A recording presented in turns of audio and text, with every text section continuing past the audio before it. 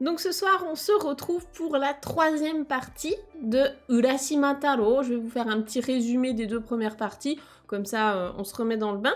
Et puis donc on va faire 6 pages aujourd'hui, et comme ça il nous en restera encore pour la 4e partie, histoire de couper ça en plusieurs parties à peu près égales, pour que ce soit digeste.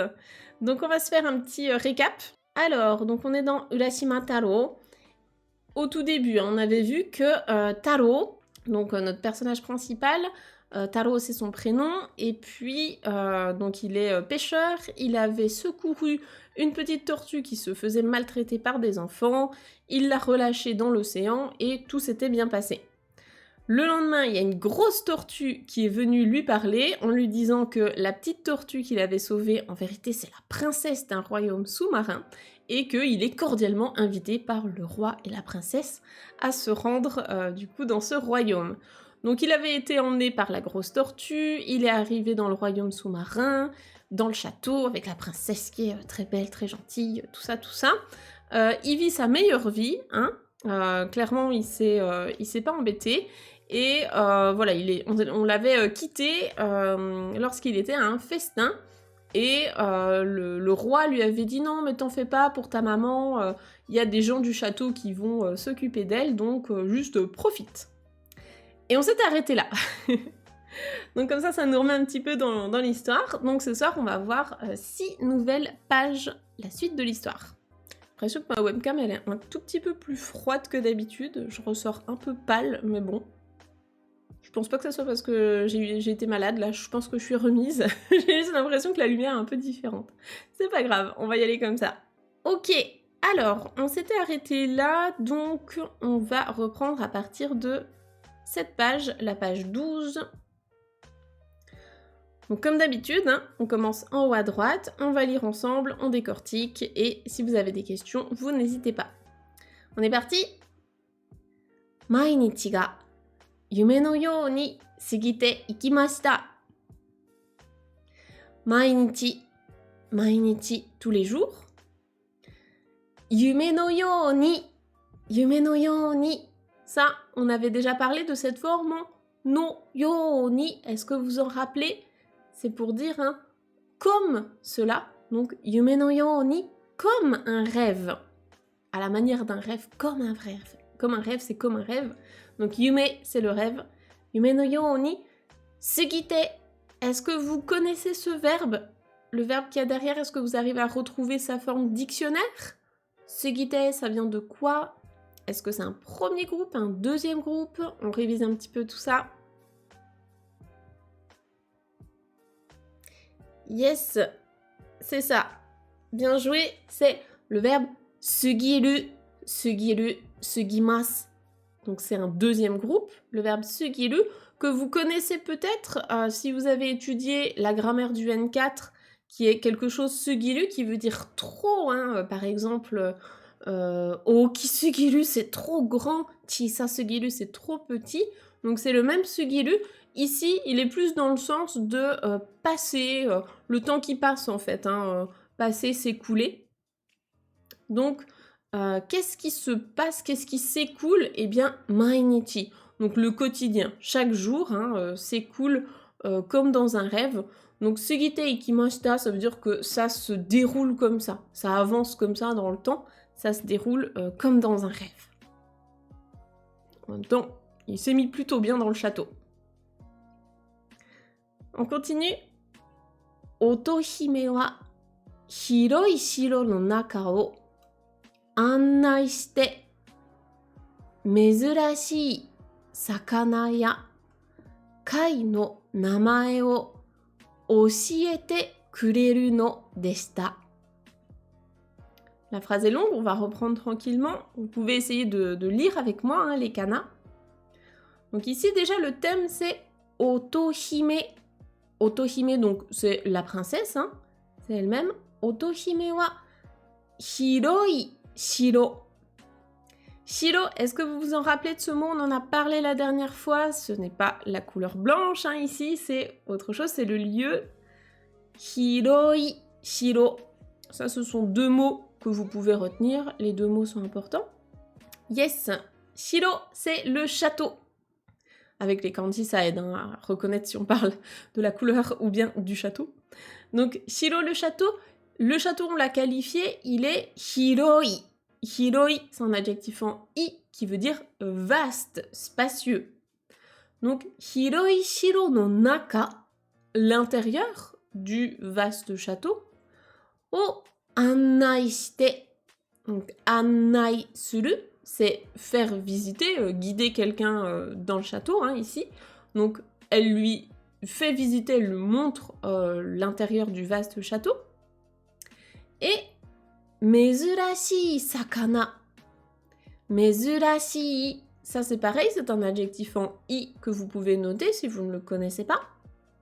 Mezurashii, ça veut dire quelque chose de rare, d'insolite, vraiment qui est pas fréquent. Donc, mezurashii sakana, des poissons. Ya kai, des coquillages. Et entre les deux, on a la particule ya qui veut désigner en fait une liste qui n'est pas exhaustive. Donc des poissons et des coquillages, entre autres, hein, qui sont rares. No namae. Namae, ça je pense que c'est un mot que vous connaissez, hein, c'est le nom. Le nom de quelqu'un, le nom de quelque chose. Donc le nom de coquillages et poissons rares o oshiete kureru. Oshiete kureru, qu'est-ce que vous reconnaissez comme verbe ici? Dans oshiete kureru, on a le verbe oshieru, donc il y a la forme en T, oshiete, qui veut dire enseigner, donner du savoir. Et là, on a la forme en T kureru qui représente le fait d'être reconnaissant pour ça. Donc en fait, on se met un petit peu à la place de Taro, du personnage principal. Et donc, la princesse, elle lui enseigne le nom de coquillages et de poissons qui sont rares. Et à la fin, la forme en no desta, donc c'est no des au passé. C'est vraiment juste pour expliquer un petit peu ce qui se passe dans l'histoire. Voilà, vous me dites s'il y a des questions hein, là-dessus. En attendant, je vais aborder la dernière phrase de cette page. Aruhi, Taro wa fushigi na heya o mitsukemashita. Aruhi, ça on le voit souvent dans les contes. Un beau jour. Taro wa fushigi na heya. Une pièce fushigi, mystérieuse, un petit peu, bizarre, mais dans le sens intrigante. O mitsukemashita. Ici, c'est le verbe mitsukeru qui veut dire découvrir, trouver. Donc, un beau jour, Taro a trouvé une pièce intrigante, une pièce mystérieuse dans le château. Que va-t-il se passer? Je vous le demande. Est-ce que déjà pour cette première page, il y a des questions? S'il y en a, hein, n'hésitez pas, je suis là pour ça. Est-ce que tout va bien? Daijoubu? Est-ce que ça va? Avant de passer à la suite. Donc vous pouvez vous faire un récap, hein, niveau vocabulaire, donc vous retenez uniquement ce qui vous intéresse à votre niveau. Là, je pense que les mots vraiment essentiels quand on est grand débutant, c'est mainichi, tous les jours. Yume, le rêve. Hiroi, vaste. Shiro, le château. Naka, l'intérieur. Mine de rien, il y en a pas mal en fait. Hein. Cet extrait-là, il est bien pour les grands débutants. Mezurashi, rare. Sakana, le poisson. Les poissons. Kai, si vous voulez, ça c'est pas forcément hyper important, mais les coquillages. Namae, le nom de quelqu'un ou quelque chose. Le verbe oshieru, enseigner. Fushigi, là on est plus sur du GLPT4 éventuellement, faux débutant. Fushigi, donc mystérieux. Et puis heya, une pièce. Et éventuellement mitsukeru, trouver. Voilà, à peu près tout le texte est vraiment intéressant. Et puis après, si vous êtes au niveau GLPT4, globalement tous les mots de vocabulaire ici sont vraiment importants. Page suivante. Waouh, c'est beau. Ok, on y va. Garan to shita heya no naka ni 扉が4つ並んでいます。Ici, vous l'avez peut-être remarqué, on a des katakana. Si on a des katakana dans un conte traditionnel, c'est que ça fait référence à une onomatopée, en général, un bruit. Donc là, garanto shita, c'est pas réellement un bruit, c'est une onomatopée. Je saurais pas dans quoi la classer. Mais garanto shita, en fait, ça veut dire quelque chose, un endroit qui est vide, qui est désert. Donc ici, garanto shita heya, c'est une pièce qui est déserte, qui est vide. Il n'y a rien dedans. Garanto shita heya no naka ni, donc à l'intérieur de cette pièce vide. Tobira.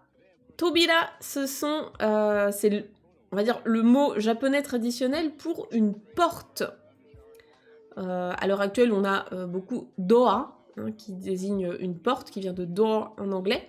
Mais Tobira, c'est vraiment une porte comme ça, à l'ancienne, on va dire. Donc, Tobira, des portes. Ga yotsu.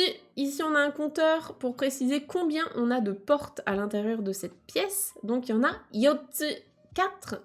Yotsu, narande imasu. Ici, le verbe, c'est narabu, être alignés les uns à côté des autres. Narande imasu, donc c'est leur état, elles sont alignées. Il y a 4 portes qui sont alignées dans cette pièce. Ouais, c'est bizarre comme onomatopée, il y en a plusieurs comme ça, des onomatopées. Je sais pas trop dans quoi les classer. Parce que garan, tout court, ça désigne en fait un cliquetis. C'est le mot français, un cliquetis. Mais garan toshita, ensemble, tout ça, ça veut dire vide. C'est en un seul bloc. Garan toshita, quelque chose. Donc un quelque chose qui est vide. Je sais pas trop. Je sais pas trop dans quoi le ranger, mais faut le prendre en un bloc. Donc on a 4 portes qui sont alignées dans cette pièce. Vous pouvez déjà essayer d'imaginer un petit peu ce qui va se passer dans l'histoire. Ici on a quelqu'un qui parle.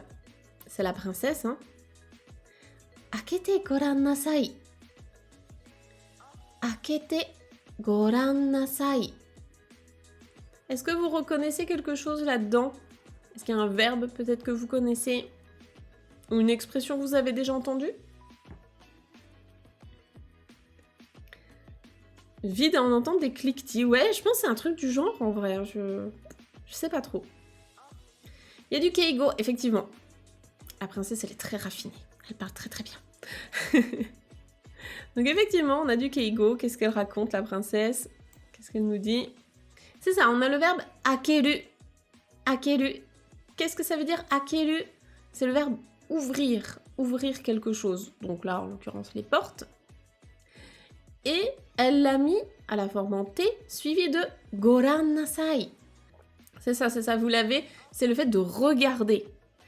En fait, ce goran nasai, c'est la même chose que mite kudasai. Regarder, donc c'est un ordre poli pour dire regardez ça. Mais c'est du keigo, donc c'est très très poli. C'est très respectueux en fait. Donc ici, ce akete goran nasai, ça veut dire akete mite kudasai. Donc, ouvre et puis tu verras bien en fait. C'est un ordre. On lui dit, vas-y, ouvre. Ouvre et tu verras bien ce qui se passe. On continue avec Iwareta tori, Taro ga tobira no hitotsu o akeru to sakura ga saki, soyokaze ga fuite imasu. Alors, on a un petit peu de vocab facile, un petit peu de vocab plus avancé. Et au niveau de la grammaire, on est plus sur de la fin de N5, début de N4. Donc, qu'est-ce qu'on nous a raconté ici? On nous a dit Iwareta tori. Donc cette forme en tori, on l'a déjà vu, il me semble, c'est pour dire exactement de la manière, donc là, iwareta, qu'on lui a dit. Iwareta, c'est du passif pour le verbe iu, dire. Donc s'être fait dit quelque chose en français. Donc à la manière où il se l'est fait dit, c'est très très moche en français, hein. Mais en gros, la princesse, elle lui a dit, bah vas-y, ouvre les portes. Donc lui, oh bah c'est bon, comme on m'a dit ça, hop, c'est ce que je vais faire. Donc, iwareta tori, Taro ga tobira no hitotsu, donc il en a choisi une, o akeru, il a ouvert une des portes, hein, comme on lui avait dit. En français, c'est ça qu'on dirait, comme on lui avait dit. Et en faisant ça, qu'est-ce qui se passe? Sakura ga saki. Donc sakura, je pense que vous connaissez tous les sakura, ce sont les cerisiers ou les fleurs de cerisier. Ici, hein, les cerisiers japonais, sakura ga saki. Donc fleurir, c'est le verbe saku, sakimasu, fleurir. Et soyokaze ga fuite imasu. Est-ce qu'ici, vous pouvez deviner de quoi on parle? Il y a un petit bout du mot qui va vous aider normalement. Une brise, le vent, oui c'est ça. C'est ça, ici on reconnaît le kaze, donc le vent. Et soyokaze c'est ça, c'est une petite brise en fait, un petit vent tranquille.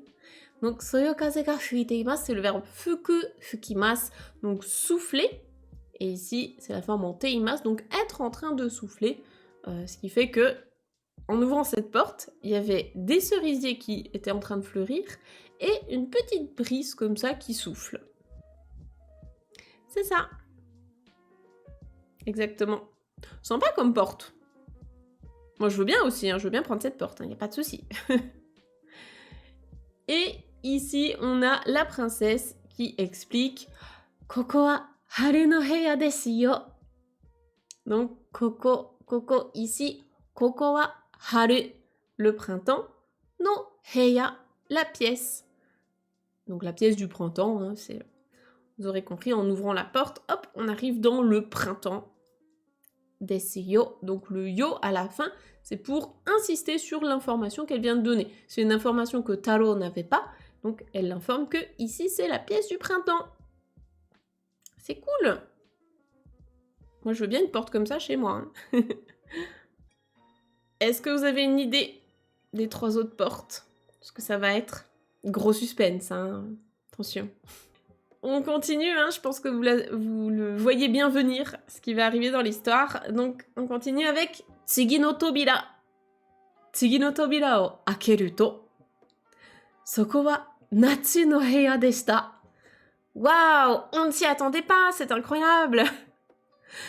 Tsugi no heya... Non, Tsugi no tobira, pardon. Tsugi, c'est donc le suivant, hein, quelque chose d'après. Donc, Tsugi no tobira, la porte suivante.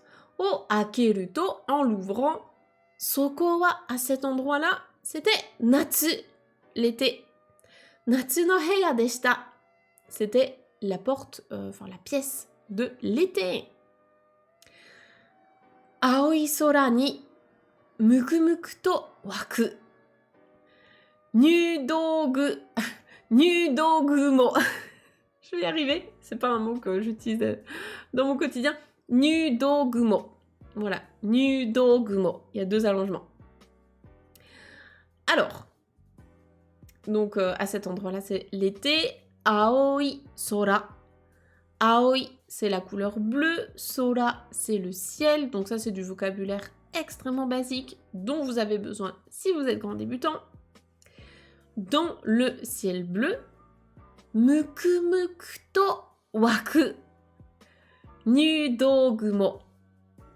Ça, clairement, vous en avez pas franchement besoin. C'est pas des choses qu'on utilise dans la vie de tous les jours. Ici, ce qu'on peut reconnaître, ce qui peut nous aider quand même, c'est le mot kumo. Kumo, ça c'est un mot basique que vous pouvez apprendre, c'est les nuages. À ne pas confondre avec kumo, les araignées. Hein. Vive les kanji, là il n'y en a pas, ça nous aurait aidé. Bref, nudogumo, qu'est-ce que c'est? C'est un type de nuage qui est le cumulonimbus. Très exactement. Déjà qu'en français, je n'utilise jamais ce mot. Vous l'avez maintenant en japonais. Voilà, nudogumo. Donc, qu'est-ce qu'ils font ces cumulonimbus? Eh bien, mukumuku to waku. Mukumuku to waku. En fait, là, c'est pour décrire le fait que, hop, il y a des cumulonimbus comme ça qui jaillissent dans le ciel et qui font waouh, comme ça. Je mime très bien le cumulonimbus. Hein.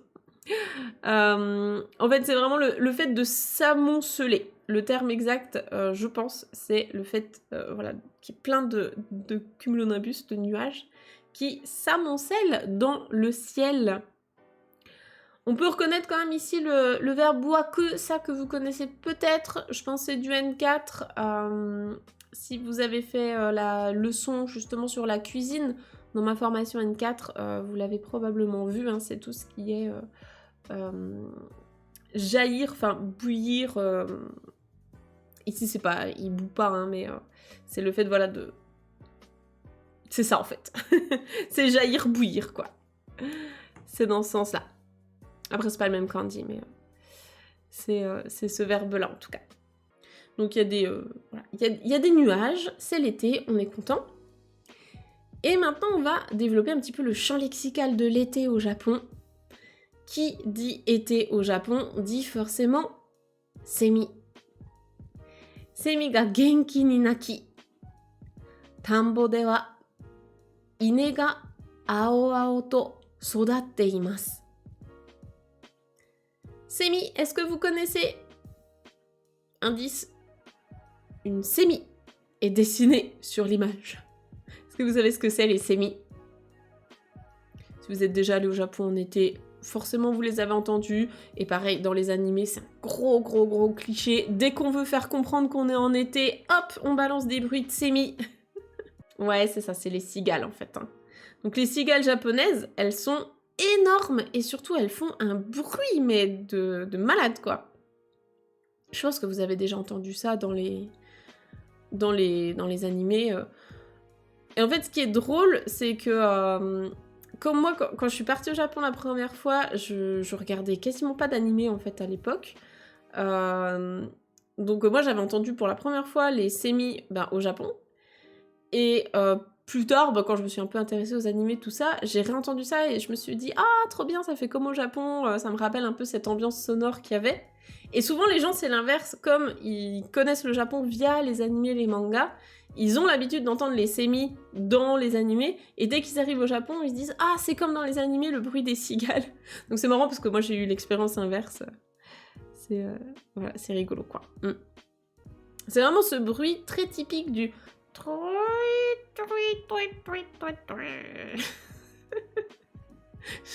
Je mime très bien la cigale japonaise. Et ce qui est drôle, par contre, blague à part, c'est réellement drôle mais c'est pas une blague, c'est que en fonction de la région où vous êtes dans le Japon, elles font pas le même bruit. Elles ont des dialectes. Donc les cigales de Tokyo ne font pas le même bruit que les cigales de Kyoto, que les cigales de Fukuoka, et ça vraiment ça m'avait choquée.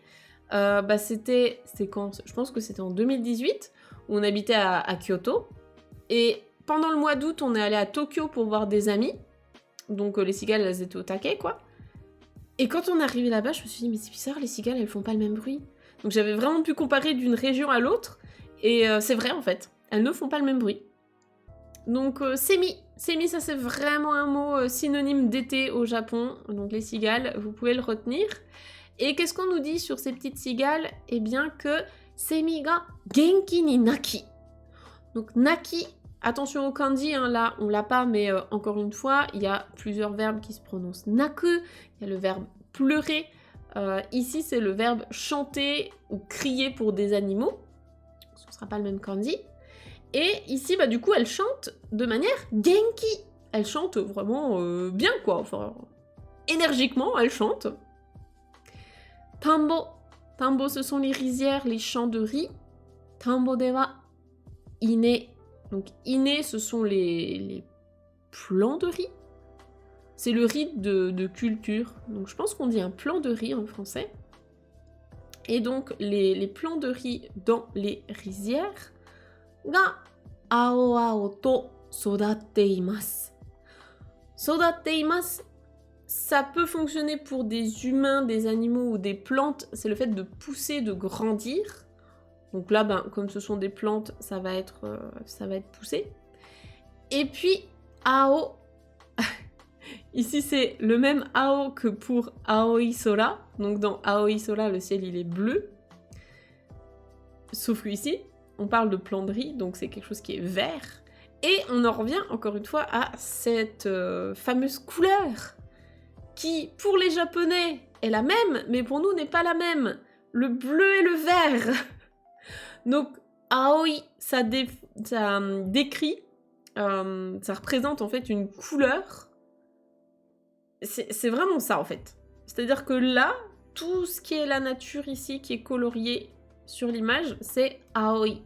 C'est-à-dire que c'est autant le bleu que le vert un peu de l'herbe et ce bleu vert là des arbres. Tout ça c'est aoi. Maintenant, ils ont quand même un nouveau mot dans la langue japonaise qui est midori, qui désigne vraiment le vert. Donc actuellement, les Japonais vont plus décrire que ça, là, les feuilles d'arbre, c'est vert et l'herbe est verte. Mais à l'époque, le midori, le concept de midori n'existait pas et tout ça, c'était aoi. Donc c'est pour ça que ici on retrouve le mot ao ao to sodateimasu. Donc les plants de riz, ils poussent de manière verdoyante.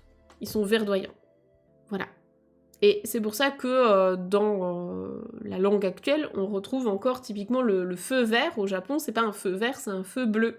Parce que si vous regardez bien la couleur des feux de signalisation, ils sont pas... c'est pas un vert, hein.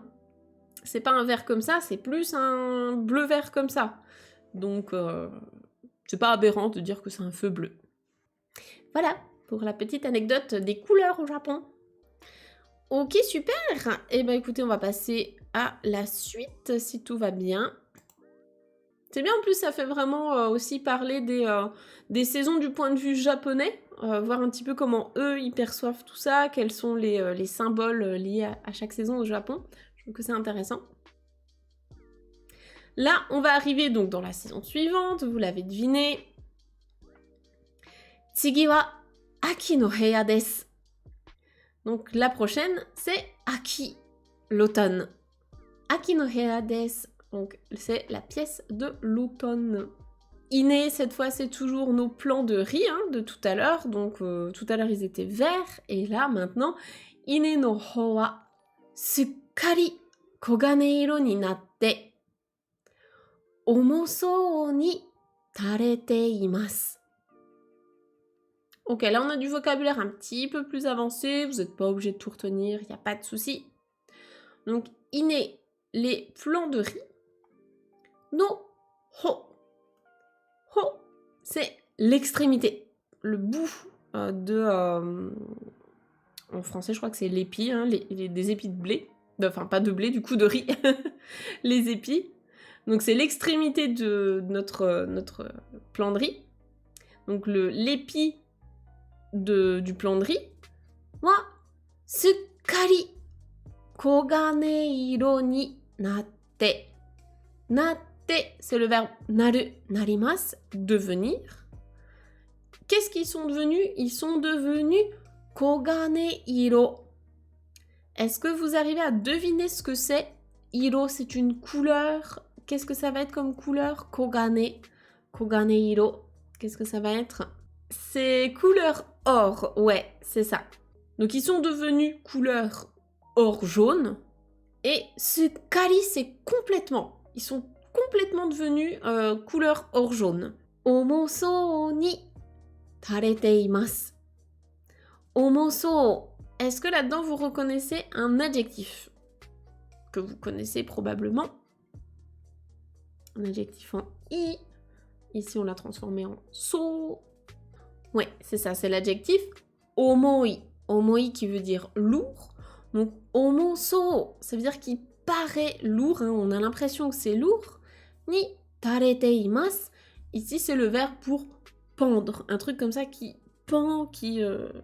Bah vraiment, enfin, je suis en train de mimer l'épi de riz là, comme ça. Donc ils pendent lourdement. Comme en été, ils étaient tout droits et tout verts, et là maintenant, ils pendent et ils sont tout jaunes. Donc ici, c'est le verbe tareru, pendre, quelque chose qui pend. Yagate, sora ga kirei na yuyake ni somari, yoru ni narimashita. Yagate, lui, ce petit mot, j'ai l'impression qu'on le croise quand même pas mal, hein, donc au bout d'un certain temps, tôt ou tard, au bout d'un certain temps. 空が綺麗な夕焼けに染まり. Donc le ciel, encore une fois, 空が綺麗な夕焼け. Yuyake, si on avait le kanji, ce serait le kanji de tout ce qui est brûlé. Donc yuyake, avec le kanji de la nuit, les deux ensemble, c'est quand la nuit commence à brûler, entre guillemets, l'embrasement de la nuit. C'est la tombée de la nuit, en fait, le crépuscule, hein, le coucher de soleil. Le soleil couchant.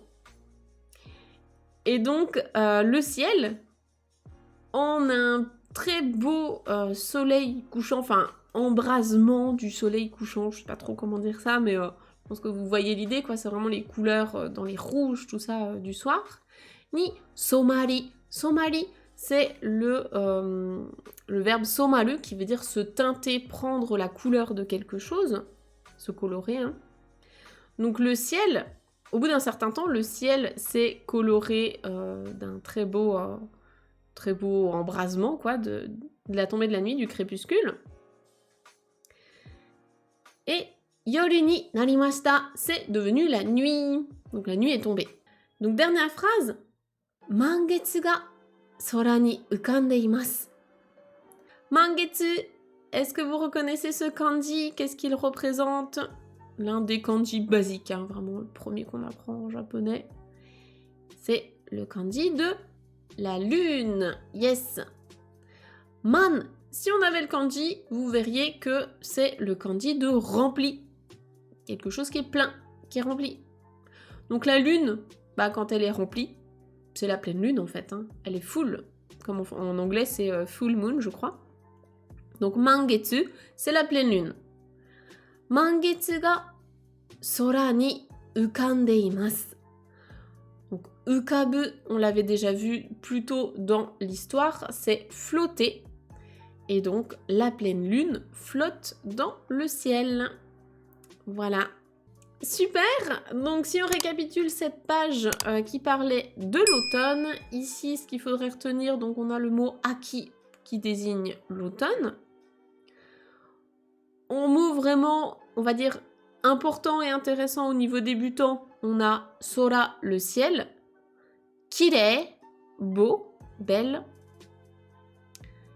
Et puis, c'est principalement ça. Après, il vaut mieux retenir le mot tsuki si vous êtes grand débutant pour la lune. Mangetsu, c'est vraiment la pleine lune. Donc ça, c'est déjà pas mal. Et si vous êtes plus avancé, je pense qu'il y a d'autres mots que vous pourrez retenir là-dedans, quoi. Il nous reste encore la page de l'hiver. Vous vous en doutez, hein, on va faire les 4 saisons. Hai, daijoubu, yokatta. Tout va bien? Parfait. Yes, 大丈夫です。はい、わかりました。では、続きましょう。On continue alors. Page suivante, on arrive bien sûr dans l'hiver. Avec les petits lapins trop mignons. Ah d'ailleurs, on n'a pas parlé juste ici de ce que ça représentait, hein, mais ici c'est une scène de tsukimi. Donc au Japon, c'est le fait de contempler la lune en automne. Parce qu'apparemment c'est la plus belle saison pour faire ça. Voilà, c'est une scène qui représente le tsukimi. C'est juste pour vous expliquer ça. Maintenant on arrive avec les petits lapins trop mignons de l'hiver. Ils sont trop beaux, franchement. J'adore. Alors, qu'est-ce qu'on va faire en hiver? Eh bien, on va regarder ça. Saigo no tobira o akeru to, ichimen ni shiroi yuki ga futte imashita. Saigo no tobira. Saigo, c'est le dernier quelque chose, donc Saigo no tobira, la dernière porte. Saigo no tobira o akeru to, en ouvrant la dernière porte. Ichimen ni shiroi yuki ga futte imashita.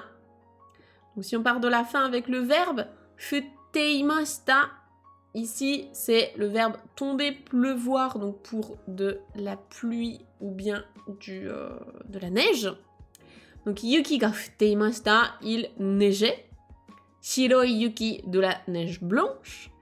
Et ichimen ni, alors ichimen c'est un peu piège parce que de base ça veut plutôt dire un seul côté, d'un côté. donc d'un côté d'une pièce ou d'un côté de quelque chose. Mais ça peut aussi vouloir dire partout, tout autour, partout. Donc là, je pense que c'est plus dans ce sens-là. Voilà, c'est partout, tout autour d'eux, il neigeait donc de la neige blanche. Mashiroi no yama ni usagi ga hanemawatte imasu. Mashiroi, mashiroi, ça on a déjà vu cette construction, hein, on l'a vu avec maka, makuroi, tout ça. Donc c'est totalement blanc. Mashiroi, totalement blanc. Noyama, noyama. Alors je vous avoue qu'à la première lecture, ça m'a fait bugger, parce que je me suis dit, bah s'il y a un no, c'est que c'est la particule no. Mais non, il devrait y avoir un kanji, puisqu'on est dans un livre pour enfants, là il y en a pas, et ça m'a perturbée. En fait, c'est le mot ensemble, noyama. Le no, c'est le no de tout ce qui est les champs, les plaines. Donc noyama, ça veut dire les plaines et les montagnes. Les vallées, quoi, tout ce qui est tout le paysage. Donc mashiroi noyama ni, donc dans les plaines et montagnes totalement blanches, ni usagi, les lapins, ga hanemawatte imasu, ils gambadent, ces petits lapins, ils courent dans tous les sens, donc c'est le verbe hanemawaru qui veut dire gambader. Donc les petits lapins, ils gambadent dans la neige. Et ici, est-ce que c'est... Ah bah oui, je pense que c'est la princesse, hein, parce que c'est elle qui explique. Fuyu no heya desu. Donc c'est la pièce de l'hiver, on s'en était douté. Sa, yuki asobi o shimashou. Sa, eh bien, yuki asobi. Yuki, la neige, asobi, un jeu. Yuki asobi, donc des jeux dans la neige, quoi. Oh, shimashou, faisons. Donc faisons des jeux dans la neige, tout ce qui est se lancer des boules de neige, construire des trucs, tout ça. Ils vont s'amuser dans la neige avec des petits lapins, la chance. Donc voilà pour cette page, et puis il nous reste une dernière page à lire ce soir. La dernière page, ça va être celle-ci.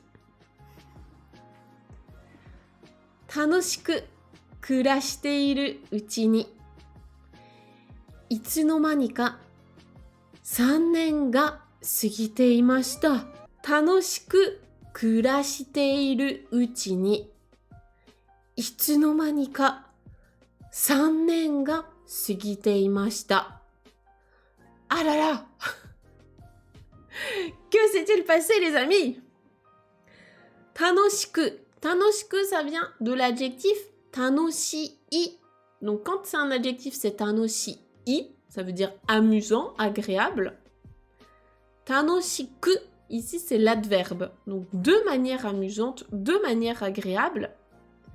Kurashiteiru uchi ni. Donc kurasu, ici c'est le verbe kurasu, kurashimasu, qui veut dire passer du temps, hein, le temps qui passe. Donc là c'est Taro en fait, hein, qui passe son temps de manière agréable, parce que du coup il s'amuse, tout ça avec les portes qui les emmènent partout. Uchini, ici c'est pas le outil de la maison, attention. Ici c'est de la grammaire. Ça veut dire pendant ce moment-là. Pendant ce moment où il s'amuse, où il passe du temps de manière agréable, donc pendant ce temps-là, eh bien, Itsunomani ka 3年が過ぎていました。3年, 3 années, donc le chiffre 3, 3 nen, c'est les années. 3年が過ぎていました.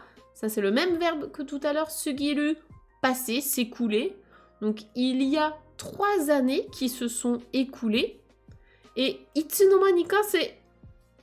On s'en est pas rendu compte, en fait. C'est genre... Elles sont parties. Il y a 3 années qui se sont passées. On s'est pas rendu compte du truc, mais d'un coup, waouh, ça fait 3 ans que, du coup, il passe sa vie comme ça à s'amuser. Donc, en fait, ça fait 3 ans que Taro, eh bien, il fait sa vie, quoi. Il vit sa meilleure vie. Et il s'est pas rendu compte de ça, quoi. Taro wa furusato ni iru okasan o omoidashimashita. Donc Taro, au bout de 3 ans, Furusato, Furusato c'est son village natal, là d'où il vient. Furusato ni iru Oka-san, donc sa maman, qui est dans son village natal. Oh, omoidashimashita, il s'en est souvenu. Taro, au bout de 3 ans, à s'être amusé, d'un coup, il se dit mince, je viens de me rappeler que j'ai ma mère en fait qui est dans mon village et tout. Merci Taro. Et donc qu'est-ce qu'il dit, ce petit Taro qui se rappelle de sa maman? Oka-san wa watashi no kaeri o matte iru. Mou kaeranakereba. C'est un bon exercice de diction. Donc qu'est-ce qu'il dit? Oka-san wa watashi no kaeri o matte iru. Ma mère wa watashi no kaeri, donc mon retour, kaeri, c'est le nom qui vient du verbe kaeru, rentrer chez soi. Donc mon retour, matte iru, elle est en train d'attendre mon retour. Mou kaeranakereba. Est-ce que vous reconnaissez cette forme grammaticale? Est-ce que vous voyez d'où ça vient? C'est une forme grammaticale qui est de niveau JLPT 5. Ouais, c'est ça. En fait, c'est la même forme que kaeranakereba narimasen. Je suis obligée de rentrer. Donc là, c'est la forme raccourcie. On comprend en fait que, en disant ça, il dit je dois rentrer en fait. Je dois rentrer chez moi.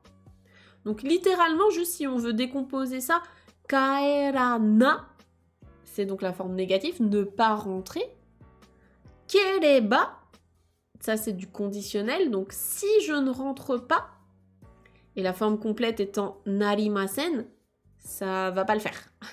Donc si je rentre pas, ça va pas le faire, c'est une double négation qui exprime en français l'obligation. Donc je suis obligée de rentrer, il faut que je rentre chez moi. Et donc le mot ici c'est il faut déjà en fait que je rentre chez moi. Enfin c'est bon quoi, au bout d'un moment il faut que je rentre chez moi.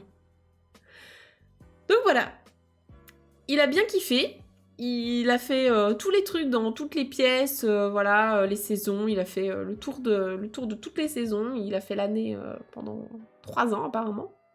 Il s'est amusé avec les petits lapins, tout ça, c'était cool. Et puis maintenant il s'est rappelé que y a sa maman qui l'attend. Et que ce serait peut-être bien de rentrer. Donc je vous propose qu'on s'arrête là pour aujourd'hui et on fera donc la partie 4 la prochaine fois. J'espère que ça vous a plu, que vous avez appris du nouveau vocabulaire et du coup on se retrouve la prochaine fois pour la suite et fin de l'histoire.